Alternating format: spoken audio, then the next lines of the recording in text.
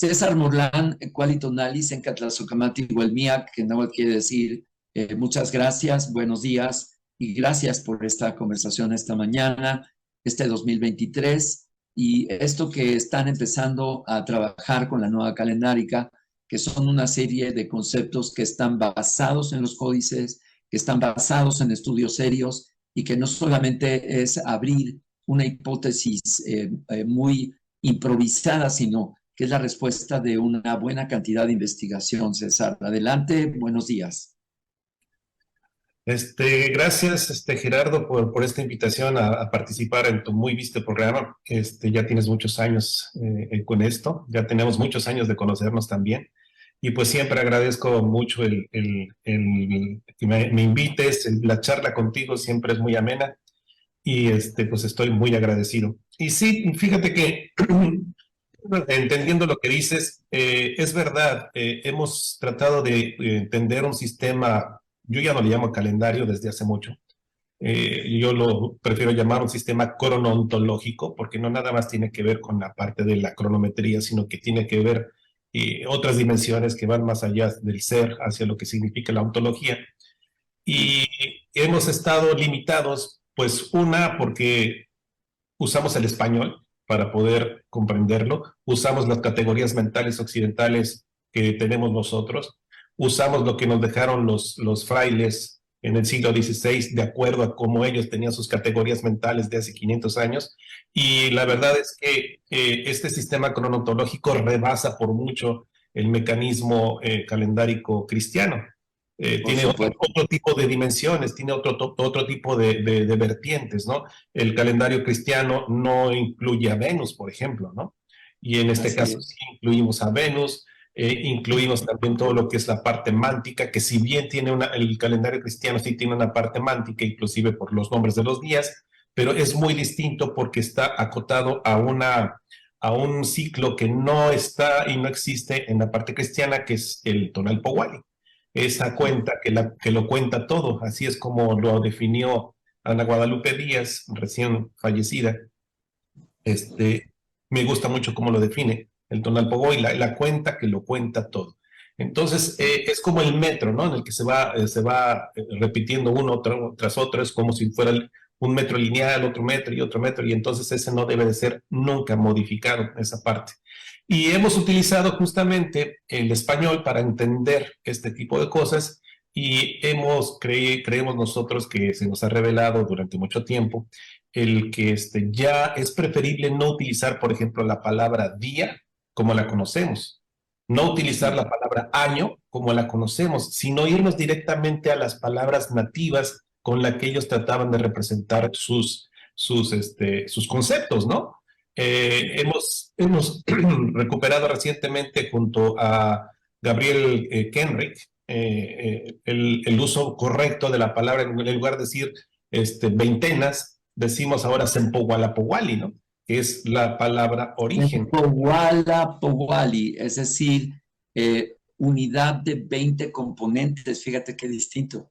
Sí, es muy distinto para poder entenderlo y a veces ya tratamos de no decir las palabras en castellano, sino decir Sempohualapowali o decir Xiwitl, porque en el año, cuando nosotros usamos la palabra año en el español, pues lo entendemos que es acotado al 1 de enero y al 31 de diciembre, que es fijo, y este tipo de cosas. Sabemos que en diciembre hace frío, sabemos que en junio, en el hemisferio norte, pues hace calor, sabemos que es inverso en ambos conos, pero inmediatamente nos remite a eso.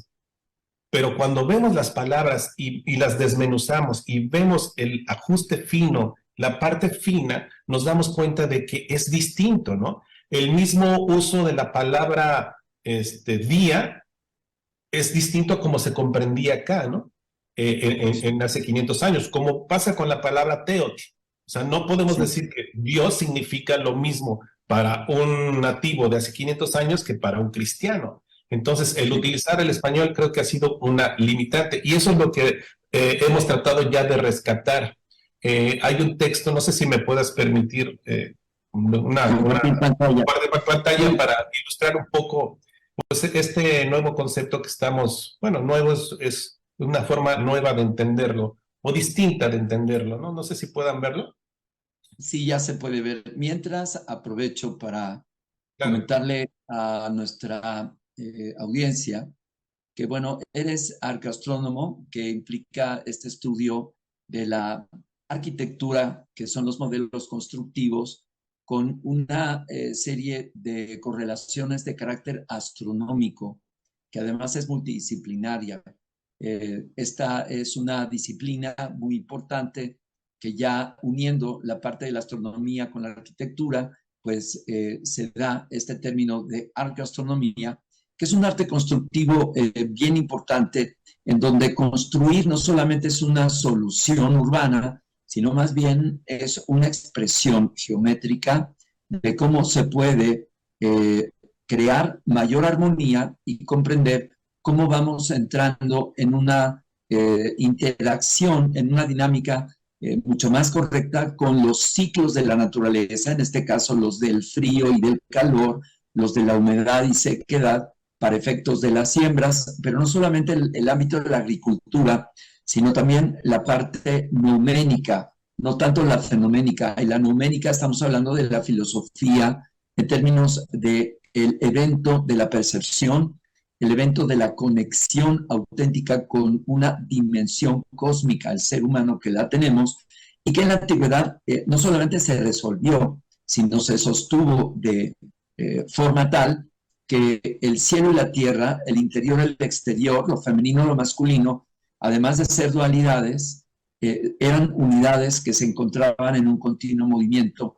Y desde la antigüedad estas constantes en la forma de edificar se mantuvieron. Esto es lo que es increíble. El arte constructivo tiene una arquitectura que podemos decir arquetípica, que se va a mantener a lo largo de 5.000 años en términos constructivos. Si fuera solamente un periodo, dices, bueno, qué interesante lo que ellos proponen, pero si se van heredando en la forma de como el conocimiento se tomaba para transmitirlo de generación en generación y que también tenía pues una migración cultural cuando se extendía en otros territorios, pues lo que estamos hablando acá es que es un solo modelo de ciencia, también es un solo modelo conceptual teosófico, y por supuesto que solamente se iba adecuando con los diferentes periodos y culturas, pero estamos ante algo grandioso que hemos venido perdiendo a lo largo de la colonización, pero que hoy estamos, gracias a esfuerzos de una buena cantidad de sabios y expertos, el poder recuperar esta unidad. También eres egresado del Instituto Politécnico Nacional de Ingeniería, es decir, que le sabes muy bien a estos asuntos de las matemáticas, de la geometría y de los sistemas. También tienes comunicaciones y electrónica. Eres miembro de la Sociedad de Autores y Compositores. También tienes un diplomado del Tonalpo Wali por la Universidad de Chapingo. Eres miembro fundador del grupo COUT y editor del blog Reflexiones de Anáhuac, promotor del Calmeca Calendárica, esta nueva calendárica importante. Y también eres autor de Trecenas, Los ladrillos del tiempo, que es esta metricidad de la cual estamos hablando. Y también eres expositor en el homenaje a Franz Tichy de la Escuela Nacional de Antropología e Historia, lo que te hace un referente en términos de comprender un poco más sobre asomarnos a esta mecanicidad de la naturaleza y del cosmos, que desde la antigüedad sí se logró el expresar de una manera magistral en todo lo que fue su cultura, su ciencia, su tecnología, su arte, todo lo que fue desarrollándose a lo largo de los años, hasta la incursión de la conquista en el siglo XVI. Adelante, Morlán. Sí, muchas gracias. Sí, es un parte del currículum. Muchas gracias por mencionarlo. Te decía que, y en efecto, es una forma de tratar de entender a este mecanismo, pues desde las categorías mentales, tratar de acercarnos más hacia como ellos lo veían, y es a través de utilizar dos cosas, dos creaciones culturales. Una es la lengua y otra cosa es el calendario. Entonces, tratando de utilizar esas dos herramientas, creaciones culturales indiscutibles de ellos, entonces es que estamos haciendo ingeniería inversa por así decirlo, estamos tratando de utilizar sus propias herramientas para poder comprender su cosmovisión. Es muy distinto a que utilizar la cosmovisión y herramientas occidentales para entender una cosmovisión totalmente distinta, ¿no? Sí tenemos que usar el español, sí tenemos que usar las matemáticas occidentales, arábicas, como traductores, ¿no? Pero tratamos de utilizar la lengua y sus propias creaciones culturales, una alineación de un basamento piramidal, habla más de por qué lo pusieron en el lugar que eligieron, hacia dónde lo orientaron, y entonces haciendo ingeniería inversa podemos entender cómo es que pensaban o con qué intención lo hicieron. Esto no quedó reflejado en las fuentes. No hay ninguna fuente que diga el basamento piramidal de lo que hoy conocemos como la Piedra del Sol está orientado al 12 de febrero, 29 de octubre, 13 de agosto o 29 de abril. Es decir, no había manuales para conservar dentro de los colegios esa transmisión legítima oral, para que fueran ellos mismos los que se encargaran de formar a nuevas generaciones, y esto no se fuera del contexto, y esto es una forma de proteger estos conocimientos, y esta es una modalidad de la filosofía antigua, es una forma de proteger. Y si lo sabía, pues no quedaron, no quedaron. Entonces, pues ahí están, nos habla mucho, y es innegable, como decía el maestro Bonfil, es innegable, ante nuestros ojos está lo innegable cuando estaba viendo Monte Albán. No podemos negar que se erigió Monte Albán en la precisa latitud, con las precisas orientaciones por algo. Entonces, eso nos habla mucho más que a veces lo que dejaron los mismos frailes descrito. Y entonces es que hemos tratado, pues, entonces de verlo desde esa forma, sin tanto el filtro de las ideas mentales del castellano. Y una de las cosas, como te decía, es comprender precisamente que nosotros actualmente tratamos de entender el modelo tradicional, como nos ha explicado desde León y Gama, y pasando por todos estos investigadores decimonónicos, pues que el año, o lo que es el Shiwit, por así decirlo ya sin utilizar la palabra año, comienza y termina al mismo tiempo que el Sempohuala-Pohualli. Eso es lo que hemos creído durante mucho tiempo, porque en el concepto occidental solamente existe un tipo de año. Pero en el México antiguo no necesariamente significa que esto era así. Entonces hemos tratado ya de investigar, y a través de toda esta investigación de ya de muchos años, como bien lo sabes, nos hemos dado cuenta de que es necesario hacer estas distinciones, ¿no? Y una de las principales cosas de poder empezar con la distinción es con la unidad básica, que es la parte de lo que es el día. Afortunadamente ya Mark Twavenot también ha hecho un muy buen trabajo filológico y un buen trabajo de semántica del náhuatl, y ya ha podido de alguna manera darnos una diferencia, porque en las fuentes también no era muy claro qué cosa es el tonali o qué cosa es el iwit, y entonces ya de alguna manera ya Mark Twavenot ya nos ha hecho este trabajo y ya nos da una forma distinta de entenderlo. Aquí te he puesto a la manera de resumen lo que sería la palabra día, no sé si estén viendo mi mouse, la palabra día, entre comillas, como lo conocemos actualmente en la parte cristiana, sería la suma del tonali más iwit. El tonali es la parte cualitativa y el iwit es la parte cuantitativa. Es como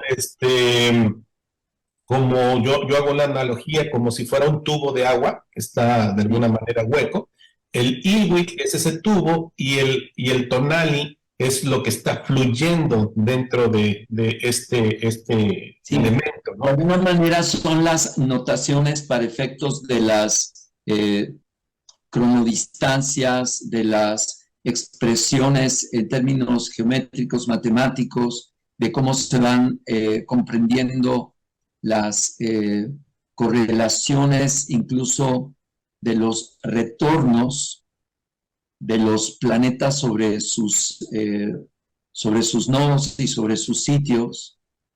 Y otra cosa son sus significados. Entonces, por eso tenemos una notación en términos filosóficos de lo que representan, y la otra es una notación cuantitativa para no perder el conteo correcto. Entonces, sí tiene sentido tener dos niveles, pero todavía hay más, es decir, todavía habría una comprensión mucho más amplia con aspectos mucho más profundos. Entonces, sí tiene sentido hablar de dos usos de esta expresión tan interesante de la antigüedad. Adelante, Morlan.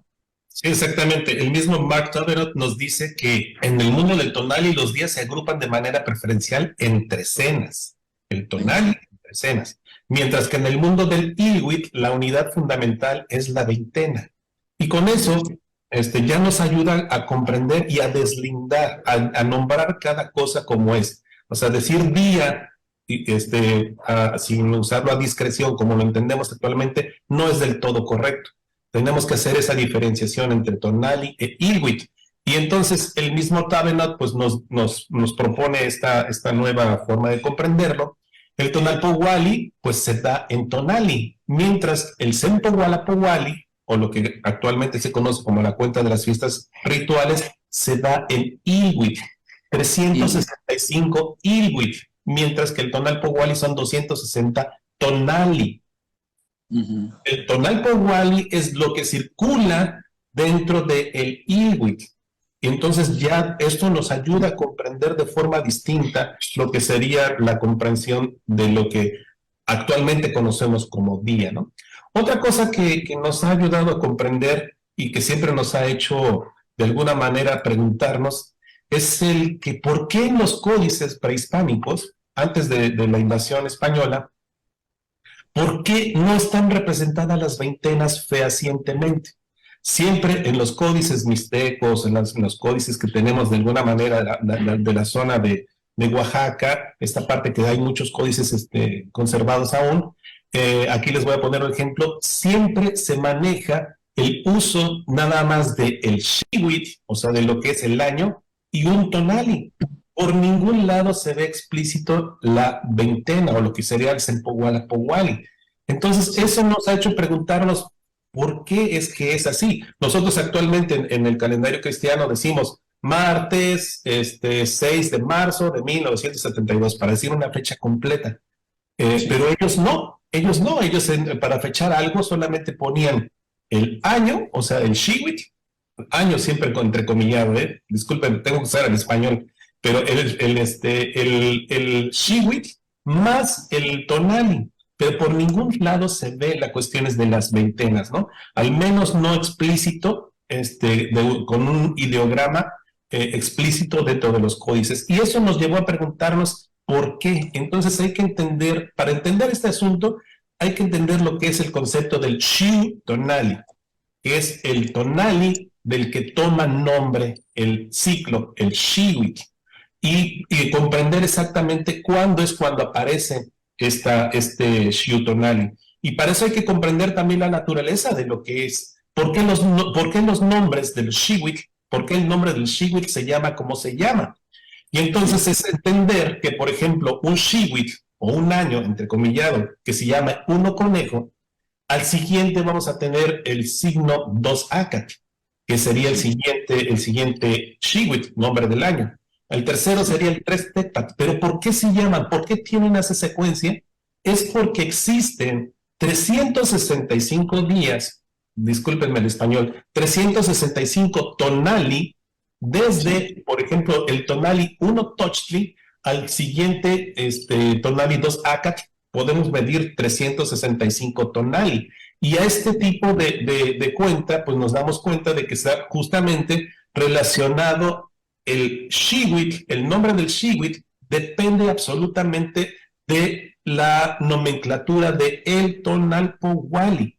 Entonces, de acuerdo. Entonces, para los que no han escuchado estos conceptos, sería el resultado de combinar una rueda de 20 días con otra rueda de 13 días. Y precisamente de la rueda de 20 días, para efectos de los años, solamente se van a escoger 4 signos de los 20. A estos se les llama cargadores. Y de hecho, queda pendiente esta pregunta para al final del programa. ¿Cada cuándo, según tus investigaciones, se tenía que cambiar el cargador?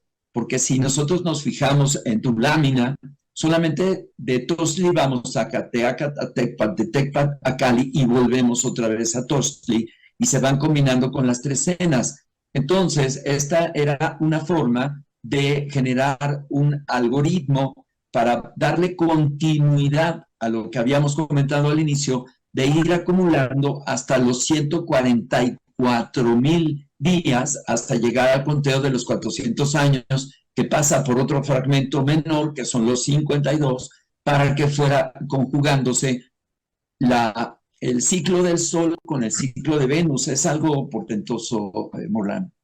Sí, realmente el que se desvincule al calendario, como mucha gente lo hace actualmente, solamente se quedan con lo solar y le quitan Venus, o se quedan solamente con la parte temporal, pero le quitan la arqueastronomía. Y no podemos estudiar el calendario sin esta distinción o sin esta complementariedad. Tenemos una parte espacial y una temporal. Y tenemos la parte solar y tenemos con mucho más valor, creo yo a veces, la parte venusiana, la parte que tiene que ver. De hecho, parece ser que el calendario sea más venusino con características solares. Eso cambia la dimensión de la importancia de las notaciones. En realidad estamos ante un calendario solar venusino en todo caso. Exactamente, se complementa, ¿no? Y bueno, entonces, de ahí es de que nos hicimos la pregunta.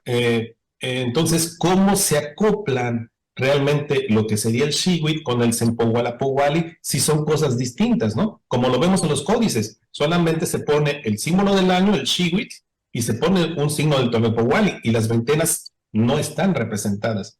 Entonces, eso nos hace preguntarnos el por qué. Y otra cosa que no tenemos en el calendario cristiano, Gerardo, pues obviamente es la parte del concepto del Shiotonali, el nombre el tonali que le da el nombre al Shiwit, el nombre que le da el nombre al año, ¿no? Entonces, pues tratando de ver cómo es que, dónde se encuentra este Shiotonali respecto a las veintenas, es que nos hemos basado nosotros en algunos códices, por ejemplo, el Códice Oban, como lo puedo mostrar aquí. Este es un fragmento del Códice Oban, en donde está referenciado al año de 1519, cuando llegan los españoles, y aquí podemos ver una secuencia de lo que son los nombres de las veintenas. Aquí se alcanzan a leer, espero que se pueda ver, que dice diciembre 5. Muy bien. Ok, dice aquí está con notación romana, 5, diciembre 5, y adelante se ve un punto y una bandera que significa el ideograma de una de las veintenas, de las fiestas veintenales, que es Panquetzalistli. Después se lee Atemosli, después se lee Titit, y hay un elemento aquí extraño que puede resultar y romper la secuencia, porque después de Titit viene Iscali, y después vienen aquí otro número 5 que significan los de Monteni, y después ya empieza la cuenta normal, Coahuitlegua, Tlacachipehualistli, y la cuenta normal de las veintenas, de estas fiestas del Sempoala-Powali. Pero aquí este elemento rompe con todo lo que es la secuencia.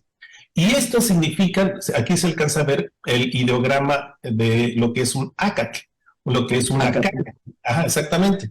Y entonces esto de alguna manera se puede entender. Estoy pensando, esto no fue escrito para nuestra época.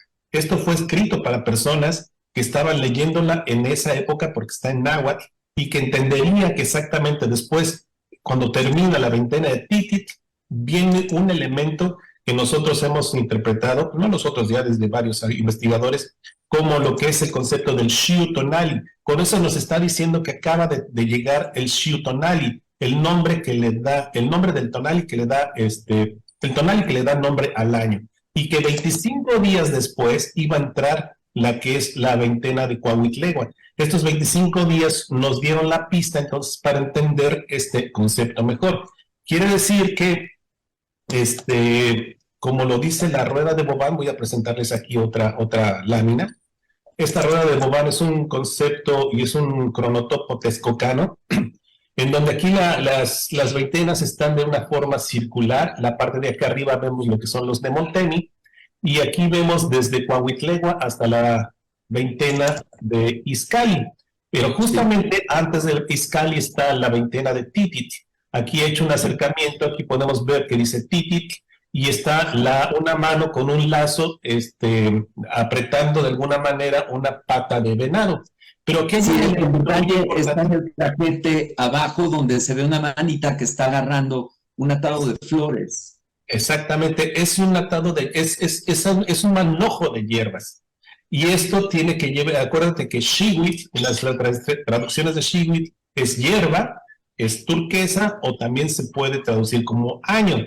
O sea, en el español así lo entendieron, por eso es que lo dijeron como año, ¿no? Y esto nos remite a citas, por ejemplo, del padre Durán o del padre Sagún, en donde nos relatan la fiesta de Xiutzitskilo, que era que salía la gente al campo y tomaban ramitos de hierba en señal de que se había tomado el shiwit o se había tomado el año.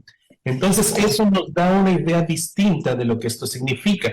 Significa, entonces, como nosotros lo hemos entendido, es de que el shiwit es distinto al Sempoala y que el shiwit empieza 25 días antes, como lo vimos en la lámina anterior, respecto a lo que es el Sempoala. Déjenme mostrarles aquí otra escena. Vemos aquí, este es Adelante. el códice Nutal. Vemos aquí el ideograma de lo que es el año 5 pedernal. Y aquí vemos el tonal y 5 pedernal. Esto significaría que estamos hablando de lo que es el Shiu tonali respecto a su año. Y aquí vemos otra vez la manita, una manita Sí. que podría ser representando lo mismo, tomando un manojo de hierba. Entonces, esto de alguna manera también podría quizás interpretarse como que llegó justamente el Shiu tonali. César, hay varias cosas que se desprenden de esto que nos presentas. Una de ellas es que estas mecanicidades de los cielos tienen una incidencia en la cultura y la vida de nuestros pueblos. Y por lo tanto, cuando llegaba Cortés, pues obviamente Cortés debió de tener informantes que le pasaban justamente cómo se cumplirían estas veintenas y por lo tanto, pues se puede inferir de estas observaciones que de alguna manera había intereses para que se pudiera entrometer de alguna manera en las fiestas, porque de hecho la matanza del Templo Mayor se da precisamente en otra fiesta. Entonces, quiere decir que estos mecanismos que para nuestros pueblos los regían en términos de festejos de las veintenas, pues fue también aprovechado para Cortés, pero aquí también nos ponemos a pensar en otra cosa más profunda, de cómo se van siempre guiando de estos momentos de los sistemas de cómputo de movimientos siderales para regir a los pueblos, pero esto también fue aprovechado por los conquistadores y además otra anotación, si nosotros habíamos preguntado, bueno, ¿cómo le hicieron para poder conocer a partir de qué momento correr las veintenas, correr el shiwit? Pues es precisamente a que de los dos lados, tanto de la cultura europea que traía el calendario gregoriano, que además se ajustó con el Juliano 10 días, se pudo correlacionar con el corrimiento de las veintenas anahuacas y a partir de ahí pues ya se puede generar un corrimiento mucho más exacto entre el calendario gregoriano y el calendario anahuaca. Morlán, adelante con tus conclusiones. Bueno, muchas gracias. Como te decía, y no sé si esté viendo ahí esta última lámina que les presentamos, esta Se fue ve la muy bien, lámina sí. que nos abrió, ¿no? Aquí vemos que Así es. entonces no fue fortuita el día que se eligió para dejar entrar a Cortés a la ciudad de Tenochtitlan. En el discurso histórico este día es muy importante, ¿no? León Portilla le llamaba el encuentro de dos mundos, así muy, muy pomposamente, que yo no estoy de acuerdo en esa definición. Pero bueno, en el discurso histórico, el 8 de noviembre de 1519 es muy importante porque es el día que justamente se deja entrar a Cortés a la ciudad. Y esto, como lo que quiero resaltar, es de que está el 8 de noviembre, está a 292 días, medio ciclo de Venus, del ciclo sinódico de Venus, de cuando empezó el Shiwit 1 Akak, ese Shiwit tan profético que se tenía, como lo dicen algunas fuentes, que era cuando se esperaba de alguna manera una relación con Quetzalcóatl. Entonces, que hayan dejado entrar a Cortés 292 días, medio ciclo sinódico de Venus, después de que empezó el Xiwitl nativo, el año nativo, nos remite a intencionalidad, y eso absolutamente nos remite a de que era importante la posición 1 de Izcalli como el inicio del Xiwitl. Y de eso tenemos muchos ejemplos más, que es justamente lo que anoche estuvimos mostrando, y que este próximo jueves vamos a mostrar todas esas evidencias que tenemos de la importancia del 1 de Izcalli como inicio del Xiwitl en el discurso histórico, desde las propias migraciones o desde el propio inicio del quinto sol. Entonces, pues es algo que nosotros vamos a mostrar la próxima semana. Y con esto yo creo que, Gerardo, queda de alguna manera explícito pues la propuesta, ¿no?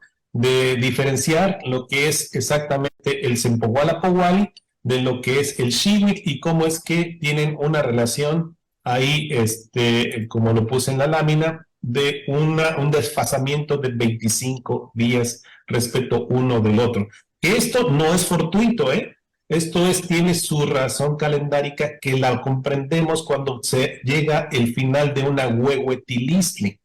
En las fuentes nos quedaron muy claros de que una Huehuetilistli son 2 segmentos de 52 años. Sabemos que el 52 es una amarre de fuegos nuevos, y si se le suma otro, son 104 años.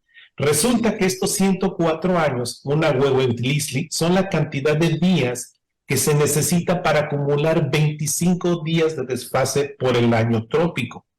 Si nosotros multiplicamos .2422 por 104, nos va a dar 25 y un cachito. Entonces estamos hablando de estos 25 días, que serían los mismos que teníamos acá.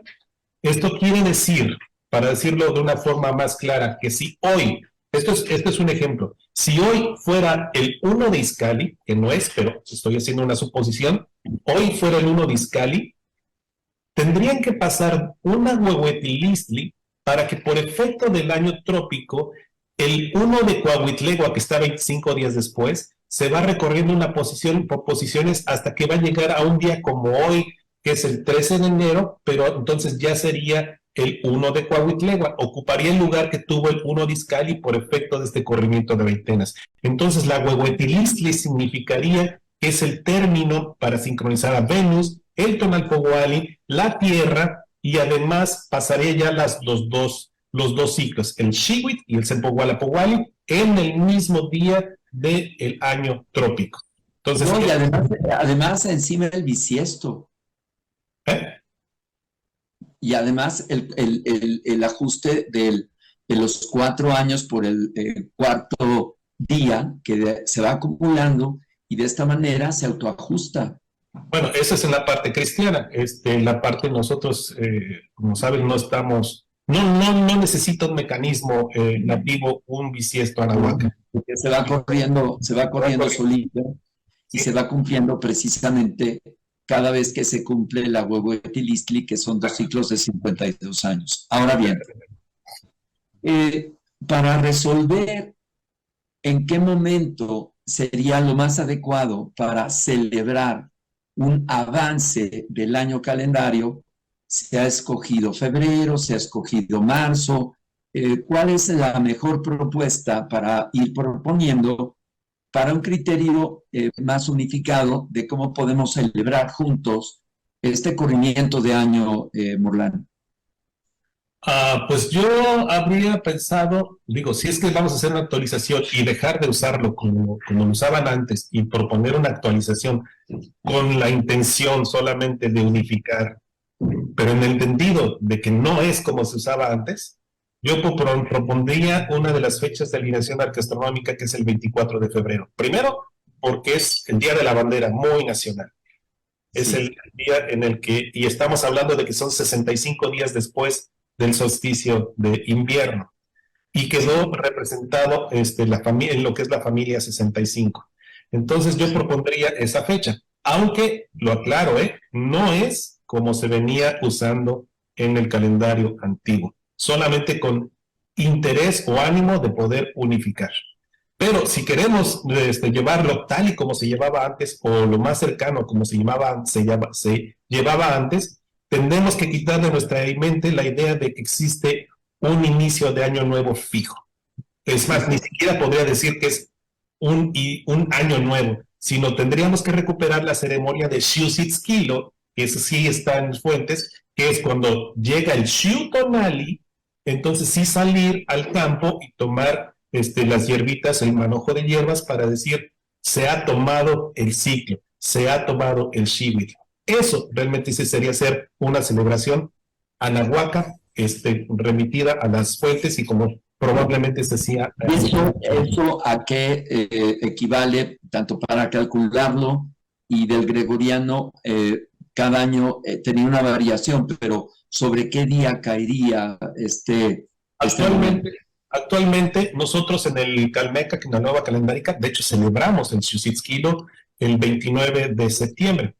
Durante 3 años es la misma fecha, pero el cuarto año, por acumularse un día en el calendario cristiano, tenemos que recorrerlo, ¿no? Entonces se va recorriendo un día hacia atrás. Entonces, para este año, lo que es el ciclo 11 ACAT, lo celebramos nosotros el 29 de septiembre. Sería para el próximo 28 de septiembre del 2000, no, de este año, 2023, justamente. Pues entonces esto hace una suerte de planteamientos que son de alguna manera interesantes, distintos, y por ello yo me comprometo contigo, con los amigos que saben que este trabajo pues viene de muchos años atrás, a convocar nuevamente un encuentro de cuenta calendárica y arqueastronomía.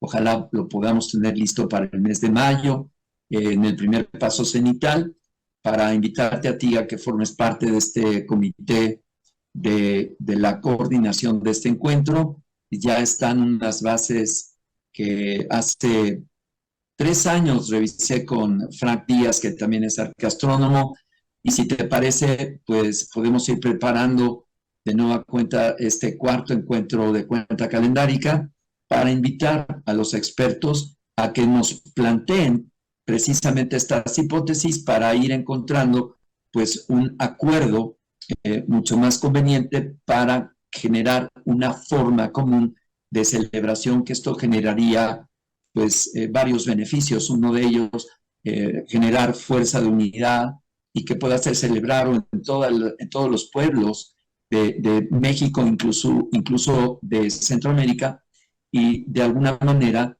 es algo que está por seguirse trabajando. Si te parece, Morlán, entonces empezar a preparar este encuentro de cuenta calendárica para el mes de mayo. ¿Cómo ves? Claro que sí, y también nosotros este año, el año pasado, hicimos ya también nuestro primer congreso de la nueva calendárica. Lo vamos a celebrar este segundo congreso también en agosto. Queremos hacerlo cada año el 13 de agosto, iniciando el 13 de agosto. Es una fecha de elección gastronómica y pues con mucho gusto también podemos invitar a otros expositores en este año para que hablemos al respecto. Perfecto, pues entonces ya te enviaré las bases. Dice, bueno, hay dos comentarios antes de cerrar este programa. Dice, no hay un año nuevo en Ahuaca, ese es el reto. Dice Planetante, no hay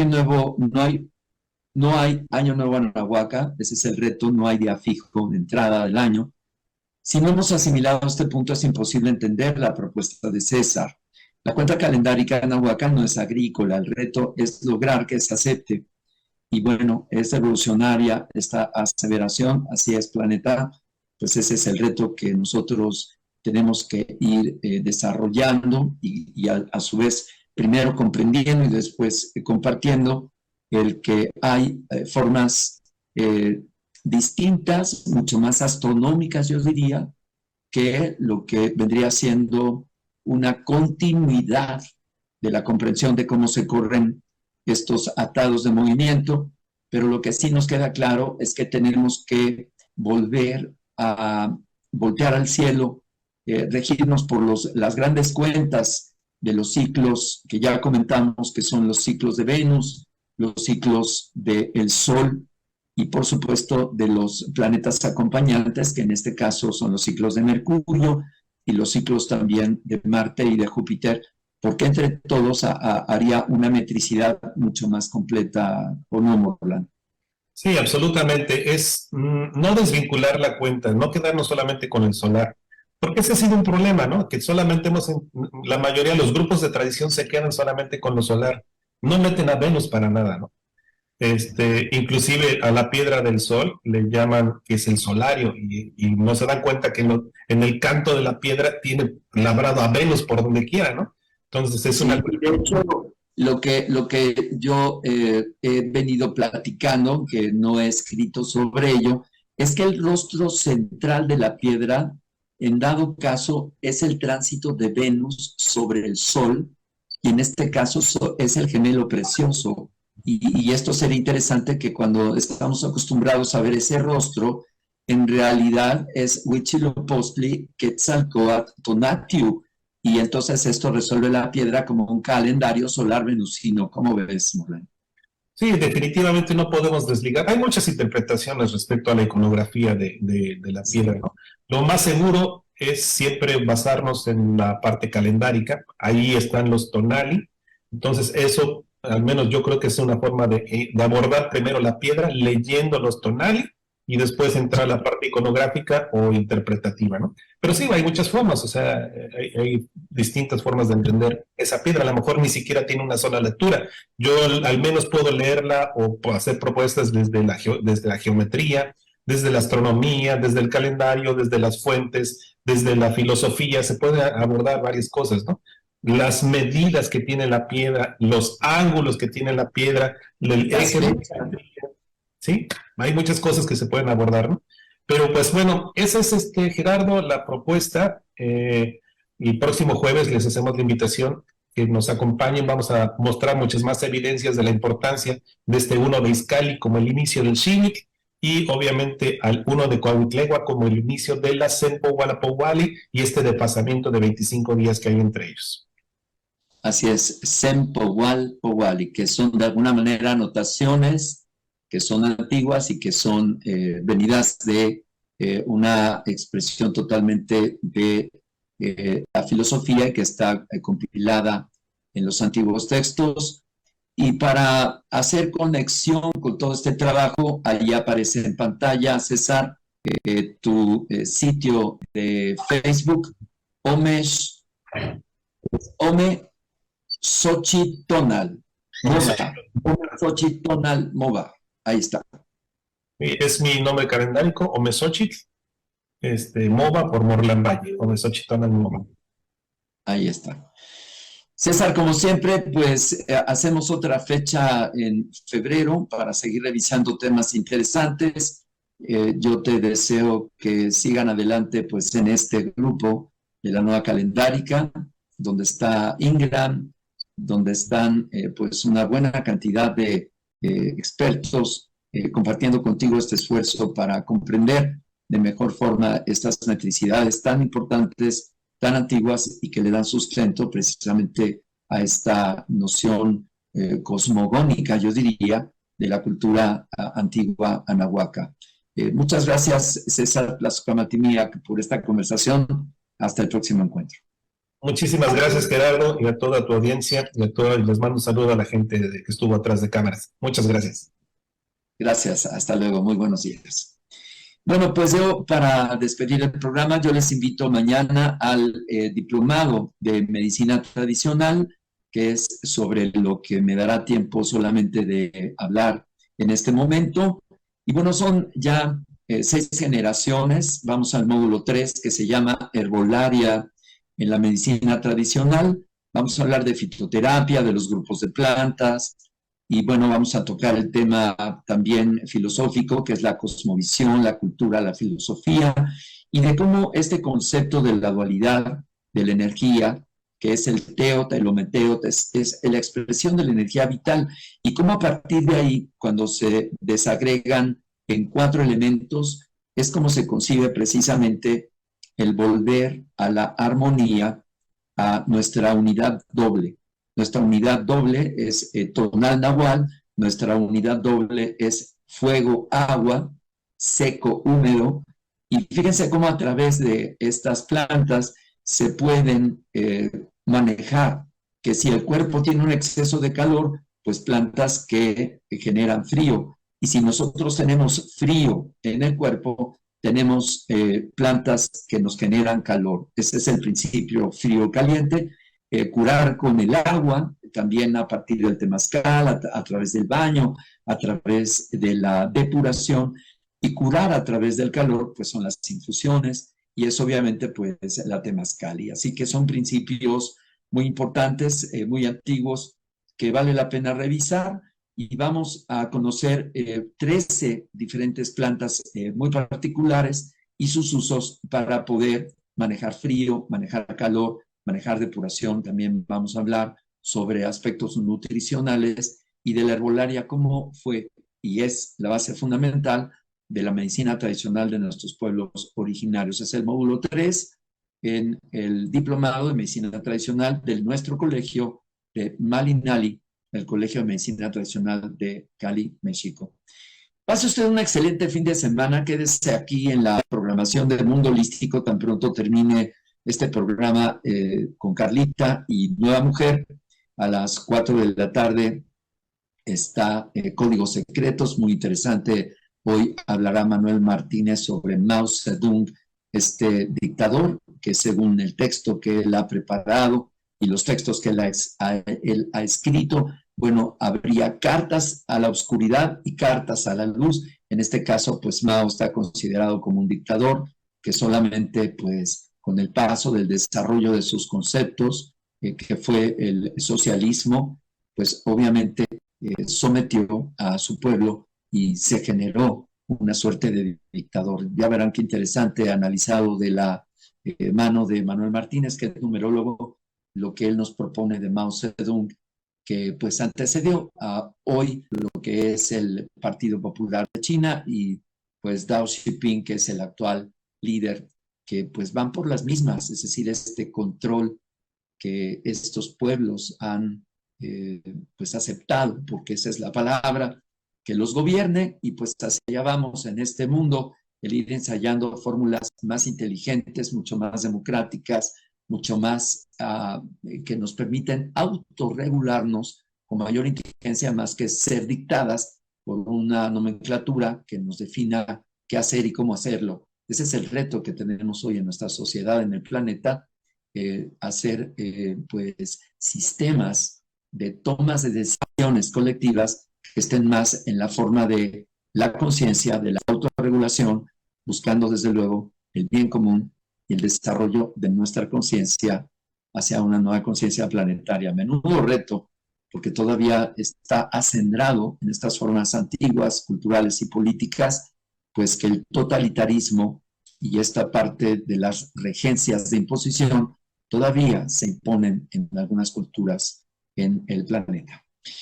Muchas gracias a todos, gracias a César, gracias a todos los que participaron. Una disculpa, falla, digamos, de energía, traíamos una muy buena cadencia de visibilidad, pues obviamente se pierde con la falla, pero vamos a unir el programa para que quede en una sola vista, sobre todo en YouTube. En los próximos 2 días lo podemos tener todo junto. En tanto, pase usted un excelente fin de semana y hasta otro contacto más aquí en Conciencia Planetaria. Hasta luego.